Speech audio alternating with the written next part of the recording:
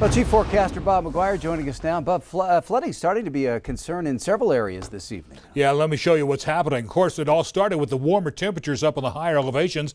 And look, there's not much snow up there. About the only thing that's left is maybe some mountain goats. That's about it. So what has happened, all that snow has melted, made its way down to the rivers. And as you can see, the Yellowstone River at Livingston, flood stage there is 10 feet. Now, last night, the temperatures dipped into the 50s. And so what happened is the river levels and the snow melting started to slow down a little bit. So actually, they dropped about a foot over at Livingston and in Billings, but we're forecasting to get into the 70s and 80s over the next several days, and so that means that the river levels are expected to go back up to right around flood stage, and in some cases, maybe even a little bit beyond that. And not only there, also at this place, the Clark Fork of the Yellowstone at Edgar and at Belfry, once again, they dipped down by about half a foot, but they're forecast by the time the weekend gets here to get back up to flood stage or maybe a little bit beyond. What's going to happen is the temperatures will cool back down to the 60s next week, and that will finally slow this snow melt and finally let all these rivers just kind of get all this water and push it farther downstream.